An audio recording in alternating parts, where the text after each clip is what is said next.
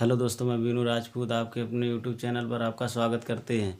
जैसा कि आप लोग देख रहे होंगे, आज हम लोग पढ़ेंगे क्रिया विशेषण और प्रविशेषण के बारे में। तो सबसे पहले आइए यहाँ पे देखते हैं, दिया गया है विशेषण। विशेषण है क्या? जैसा कि हम लोग अभी आप इससे पहले पढ़ चुके हैं, संज्ञा पढ़ चुके हैं और सर्वनाम को पढ़ चुके हैं विधिवत। तो यहाँ में दिया गया विशेषण। विशेषण जो होता है वह संज्ञा और सर्वनाम की विशेषता बताने वाला होता है। तो उसे क्या कहेंगे? जो संज्ञा और सर्वनाम की विशेषता बताएगा उसे हम क्या कहेंगे? विशेषण। अब विशेषण होते कौन से हैं? देखिए, यहाँ पे सबसे पहले हमें दिया गया है सर्वनामिक विशेषण, फिर उसके बाद में दिया गया गुणवाचक, फिर उसके बाद में है सर्व संख्यावाचक। यानी कि हमें दिया गया सर्वनाम और गुणवाचक और संख्यावाचक, ये विशेषण दिए गए हैं और जो वाक्य में प्रयोग किए जाएंगे, और फिर उसके बाद में हमसे पूछा जाएगा कि इसमें कौन सा विशेषण है। अब यहाँ पे दिया गया है वह है, यानी कि सर्वनामिक जो विशेषण दिया गया है वो क्या दिया गया? वह है और यह है। अब देखिए, इसका वाक्य में प्रयोग किस प्रकार से करेंगे? वह औरत अकेली नहीं थी। तो यहाँ पे दिया गया हुआ है औरत अकेली नहीं थी, तो यहाँ पे संज्ञा कौन सी हुई? यानी कि संज्ञा हुई क्या? औरत। अब औरत की विशेषता कौन बता रहा है? वह है। और क्या बता रहा? अकेलेपन की। यानी कि अकेलेपन की जो विशेषता बता रहा है, और संज्ञा किसकी? औरत की। कौन? वह है। वह औरत अकेली नहीं थी। तो आप लोग समझ गए होंगे कि यहाँ पे क्या दिया गया है। हमें बताना है यहाँ पे क्या कि विशेषण इसमें क्या है। तो विशेषण इसमें क्या होगा? वह है। दोस्तों, अब आइए आगे देखते हैं गुणवाचक। अब गुणवाचक में दिया गया है नया पुराना, अच्छा बुरा, काला पीला, लंबा चौड़ा, चौकोर। इस प्रकार से दिया गया, चौकोर तिकोना। इस प्रकार के जब भी हमें शब्द मिलेंगे तो वो किस में जाएंगे? गुणवाचक में चले जाएंगे। अब देखें, ये गुणवाचक विशेषण, इसमें मैंने वाक्य नहीं लिखा है चूँकि बोर्ड पे कम जगह थी इसलिए। अब देखें, अगर हमें इस प्रकार से मिलेंगे तो यहाँ से गुणवाचक, हमें जब गुणवाचक शब्द उसमें लगा हुआ मिलेगा कोई भी, तो हम वहाँ से पकड़ लेंगे कि ये कौन सा है विशेषण। यहाँ पे दिया गया ये गुणवाचक विशेषण हो गया। अब देखें, यहाँ पे दिया गया संज्ञावाचक विशेषण। अब संज्ञावाचक विशेषण में भी देखिए क्या दिया गया? 3 दिए गए हैं। इसमें दिया गया एक निश्चित वाचक, यानी संख्या जो होगी एक निश्चित होगी, और दूसरे में दिया गया है यहाँ पे दिया अनिश्चित, यानी कि संख्या यहाँ पर निश्चित नहीं होगी। फिर इसके बाद में दिया गया है परिमाण। अब देखें, इसमें पहला दिया गया है जो हमें दिया गया है निश्चितवाचक। अब हम लोग ये पढ़ क्या रहे हैं? ये पढ़ रहे हैं अभी विशेषण। अब देखें यहाँ पे निश्चितवाचक, मेरे पास 2 कलमें हैं। तो अब यहाँ पे जब इस प्रकार का वाक्य लिखा हुआ आएगा और उसमें हमसे ये पूछेगा कि इसमें कौन सा विशेषण है, तो इसमें हमें ये पता होना चाहिए कि इसमें कोई चीज़ निश्चित की जा रही है। तो यहाँ पे जो निश्चित है वो क्या है? 2। तो यहाँ पे क्या कौन सा हो जाएगा विशेषण? यहाँ पे हो जाएगा निश्चितवाचक विशेषण। फिर इसके बाद में दिया गया अनिश्चितवाचक, यानी कहने का मतलब अनिश्चित, जहाँ पे कोई चीज़ की निश्चित ना हो पा रही हो। अब यहाँ पे दिए मेरे पास कुछ कलमें हैं। अब कुछ कलमें कितनी भी हो सकती हैं, कोई पता थोड़ी है 2 4 6 8 क्या होंगी। अगर 2 4 6 8 अगर इस प्रकार से लिखा हुआ आ जाएगा तो वो किस में चला जाएगा? निश्चयवाचक में। और जबकि यहाँ पे जब निश्चित नहीं है तो उसमें क्या हो जाएगा? अनिश्चयवाचक। जैसे यहाँ पे कुछ है, तो यहाँ पे कुछ कोई पता नहीं है कितना है, तो यहाँ पे कितना क्या हो जाएगा? अनिश्चयवाचक। अब यहाँ पे देखें, इसके बाद में आता है परिमाणवाचक। परिमाणवाचक, मैंने थोड़ा भोजन खाया। मैंने भोजन कितना खाया? थोड़ा भोजन। तो यहाँ पे थोड़ा भोजन क्या बता रहा है? ये बता रहा है कि परिमाणवाचक विशेषण की बात हो रही है। अब दोस्तों आइए आगे। अब दिया गया है क्रमवाचक। अब जैसे क्रमवाचक में अगर जैसे लिख के आ जाता है पहला दूसरा तीसरा क्रम, आपको लोगों को ये तो मालूम ही होगा कि कभी भी अगर लग के आ जाता है पहला दूसरा तीसरा, तो ये तो क्रम ही बताता है। तो इससे हम क्या पकड़ लेंगे कि यहाँ पे क्रमवाचक विशेषण की बात की जा रही है। फिर इसके बाद में देखें आवृत्तिवाचक। आवृत्तिवाचक जैसे जिस प्रकार से यहाँ पे पहाड़ा हम लोग पढ़ते हैं 2 दूनी 4, इस प्रकार से, यानी कि अगर क्रमवाचक कैसा आवृत्तिवाचक चल रहा है, जैसे 2 गुना 3 गुना 4 गुना 5 गुना 6 गुना ऐसे अगर होता है, तो वहाँ पे हम क्या लिखेंगे? आवृत्तिवाचक सर्वनाम विशेषण, सॉरी सर्वनाम क्या हो जाएगा? विशेषण। कैसा हो जाएगा? आवृत्तिवाचक। अब देखें, इसके बाद में आइए आगे। अब हम लोग पढ़ते हैं प्रविशेषण के बारे में। प्रविशेषण क्या होता है? प्रविशेषण होता है कि जब किसी विशेषण की विशेषता बताई जाए।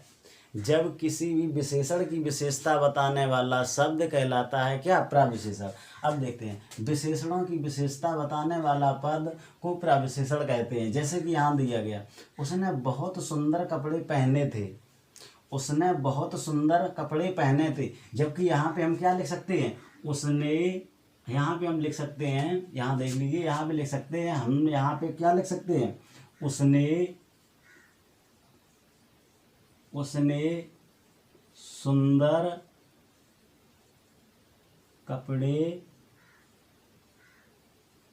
कपड़े पहने थे। देखो वाक्य वही है, यहाँ पे क्या दिया गया, उसने बहुत सुंदर कपड़े पहने थे, और यहाँ पे क्या लिखा है कि उसने सुंदर कपड़े पहने थे। तो यानी कि यहाँ पर जो सुंदरता यहाँ पे दर्शा रहा है, ये क्या बता रहा है, विशेषण किसकी बता रहा है, कपड़े की। यहाँ पे यहाँ क्या है, ये दिया गया है हमें विशेषण, और विशेषता बता किसकी रहा है, कपड़े की। यानी कपड़े कैसे हैं, उसने बहुत सुंदर कपड़े पहने हैं, और किसने, उसने। अब देखें आगे, यानी कि कपड़े की सुंदरता यहाँ पर बताई जा रही है। अब देखें दोस्तों, आगे आते हैं। अब यहाँ पे दिया गया, अब यहाँ पे समझ लिया उसने बहुत सुंदर कपड़े पहने थे। तो अब देखें, अब यहाँ पे सुंदर कपड़े वहाँ पे पहने हुए थे, अब उस सुंदर की भी वो बता रहा है सुंदरता। यानी कि सुंदर तो पहने थे, सुंदर में भी सुंदर पहने थे, तो उसने बहुत सुंदर कपड़े पहने थे। तो यहाँ पे ये हो गया विशेषण, जबकि सुंदर हो गया विशेषण, और इस सुंदर की भी विशेषता बता रहा है, तो वो क्या हो जाएगा, प्रविशेषण। यानी कि जब भी हमें किसी भी वाक्य में विशेषण की अगर विशेषता बताने लग जाए जो शब्द, तो उसे हम क्या कहेंगे, प्रविशेषण। आप लोग समझ गए होंगे इतना। अब देखें इसके बाद में आ जाइए, अब हम लोग पढ़ते हैं क्रिया। क्रिया जो होता है वो किसी भी वाक्य का मूल रूप होता है, उसके बिना वाक्य अधूरा रहता है। किसके, क्रिया के बिना। जिस शब्द से कार्य करने का बोध होता है उसे क्रिया कहते हैं। क्रिया वाक्य का सर्व प्रमुख अंग होता है, इसके बिना वाक्य की रचना नहीं की जा सकती। फिर इसके बाद में दिया गया है, आगे देखें, रचना नहीं की जा सकती। जैसे खरगोश दौड़ता है। अब खरगोश दौड़ता है, तो यहाँ पे क्रिया क्या हो रही है, दौड़ना। यहाँ पे क्रिया क्या हो गई, दौड़ना।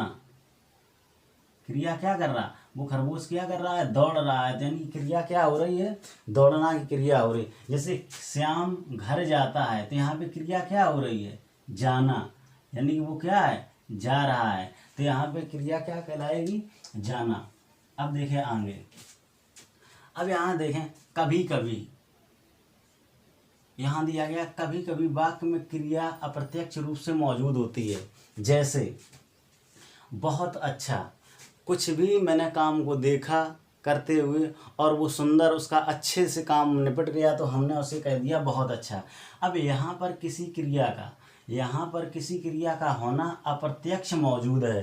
अप्रत्यक्ष मौजूद मतलब कहने का मतलब वही है कि यानी कि जो भी मैंने कार्य को देखा, उस कार्य का होना अप्रत्यक्ष है, और उसे हम क्या कहें, बहुत अच्छा। जैसे यहाँ पे कह दिया, यानी कि वो जो कार्य होना होगा, जो भी कार्य हुआ होगा, उस कार्य को हमने देखे बिना ही, यानी कि क्रिया मौजूद होते बिना ही हमने उसे क्या कह दिया कि वह कार्य अच्छा है, यानी कि बहुत अच्छा। बहुत अच्छा, यानी कि इसे हम कैसे भी लिख सकते हैं कि बहुत अच्छा हुआ। किसी भी कार्य को मैंने होते हुए देखा और वो पूर्ण रूप से अच्छी तरह से संपन्न हो गया, तो बहुत अच्छा हुआ जो भी कार्य हुआ है। अब देखें आगे, इसके आगे ये इतना देखिए, क्रिया के मूलांश को धातु कहते हैं। क्रिया के मूलांश को धातु कहते हैं। जैसे अब जैसे पढ़ना, यहाँ पे क्या दिया गया है, पढ़ना, तो ये किससे बना है, पढ़ धन ना। अब यहाँ पे जो ये पढ़ है, ये किससे बनना है, पठ धातु से। तो यानी कि जो इसका मूल अंश हुआ वो क्या हुआ, पठ। और जबकि इसके बाद में आने वाला पद क्या है, ना, और ना ये क्या कहलाता है, प्रत्यय। किसी यानी कि उपसर्ग यहाँ पे जो होता है वो पहला आता है, वो होता है उपसर्ग, और जो बाद में आता है वो होता है प्रत्यय। ये उपसर्ग और प्रत्यय हम लोग पढ़ेंगे आगे। अब ये बीच में आ गया है ये शब्द, इसलिए इसे समझ लेते हैं। अब जैसे यहाँ पे दिया गया लिखना, तो इसमें जो मूल धातु होगी वहाँ पे क्या है, मूल धातु है वो है लिख, और जबकि यहाँ पे क्या दिया गया है, ना, क्या दिया गया, प्रत्यय। जो बाद में लगा होता है उसे हम लोग कहेंगे प्रत्यय। अब देखें क्रिया के प्रकार। क्रिया के प्रकार हैं क्या, एक तो होती है अकर्मक क्रिया, सकर्मक क्रिया, और दूसरी होती है अकर्मक क्रिया। या ऐसे यूँ कह लें कि अकर्मक क्रिया और सकर्मक क्रिया। अब अकर्मक क्रिया क्या होती है वो समझ लें। अकर्मक क्रिया वो होती है जिसमें क्रिया का प्रभाव किस पे सीधा कर्ता पे पड़े। और सकर्मक क्रिया क्या होती है, सकर्मक क्रिया होती है जिसमें क्रिया का जोर किस पे पड़े, कर्म पर। जैसे यहाँ पे क्रिया का प्रभाव कर्म पर पड़ता है तो वो कहलाती है कैसी, सकर्मक क्रिया।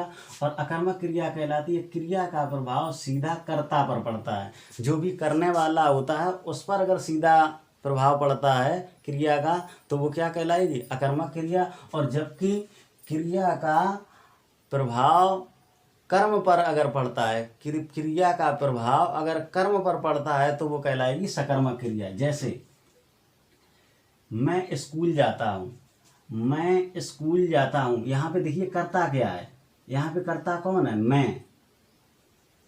कर्ता क्या है, मैं। यहाँ पे कर्ता मैं हूँ तो यहाँ पे कर्ता हुआ मैं, और स्कूल जाता हूँ तो स्कूल क्या हुआ, कर्म। मैं कर्म क्या कर रहा हूँ, स्कूल। और क्रिया क्या कर रहा हूँ, जाना। तो मैं जा रहा हूँ तो ये क्रिया हो रही है। तो ये कैसी होगी, सकर्मक क्रिया। इसमें इस क्रिया का प्रभाव, क्रिया का जोर कर्ता पर ना पड़ के किस में पड़ा है, कर्म पर। तो ये कैसी क्रिया हो गई, सकर्मक। अब इसे हम थोड़ा और समझ लेते हैं। अगर हमसे कही जाएगी सकर्मक क्रिया, सकर्मक क्रिया, तो सकर्मक क्रिया इसमें क्या होता है, स माने साथ और कर्म माने कर्म। तो देखो सकर्मक क्रिया होगी तो यहाँ पर भी वो बता रहा है कि जब भी सकर्मक क्रिया होगी तो ये देखो यहाँ पे सकर्मक क्रिया हम लिखेंगे और फिर वाक्य को भी देखेंगे। वाक्य को ये देखेंगे कि सकर्मक क्रिया है तो ये क्रिया का जोर किस पे पड़ रहा है, कर्म पर पड़ रहा है कि नहीं पड़ रहा है। कहने का मतलब अगर उसमें हमें कर्म मिल रहा है, सकर्मक क्रिया में अगर कर्म हमें मिल रहा है, ये भी सकर्मक क्रिया लिखा, वाक्य से हमें कोई मतलब नहीं। यहाँ पे मैंने क्या लिखा है, सकर्मक क्रिया। तो सकर्मक क्रिया को हम इस शब्द से ही पकड़ते हैं, इस शब्द से ये पकड़ते हैं। जब भी कोई वाक्य लिखा होगा तो हम वहाँ से देखेंगे कि यानी सकर्मक क्रिया की बात की जाती है तो क्रिया और इसमें कर्म हमें मिल रहा है कि नहीं मिल रहा है। अगर कर्म हमें यहाँ पर नहीं मिलेगा तो वो हम किस में चले जाएंगे, अकर्मक क्रिया में। अगर क्रिया के साथ और क्रिया का जोड़ अगर कर्म पर पड़ता है तो वहाँ पे कौन सी हो जाएगी, सकर्मक क्रिया। अब इसके बाद में आते हैं अगले। अब यहाँ पे देखें अकर्मक क्रिया, अकर्मक, आ माने नहीं और कर्म माने तो कर्म आप जानते ही हैं। तो यहाँ पे जहाँ पे कर्म ना मिले और सीधा जोर किस पे पड़ जाए, कर्ता पे। जैसे क्रिया का प्रभाव सीधा कर्ता पर पड़ता है तो वो कौन सी कहलाती है, अकर्मक क्रिया। मैं जाता हूँ, क्या दिया गया, मैं जाता हूँ। अब देखो कौन जाता है, मैं कौन है, कर्ता।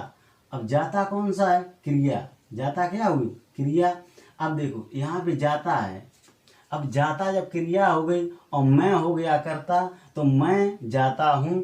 तो जब मैं जाता हूँ तो अब यहाँ पे देखो मैं जाता हूँ तो यहाँ पे कहीं कर्म है, कर्म तो नहीं है। अब यहीं से हम देखेंगे, अब यहाँ से देखें, अगर यहाँ पे हम मान लीजिए अगर धोखे से यहाँ पे हम ये सोच जाएं कि यहाँ पे सकर्मक है, क्या सकर्मक, सकर्मक और क्रिया।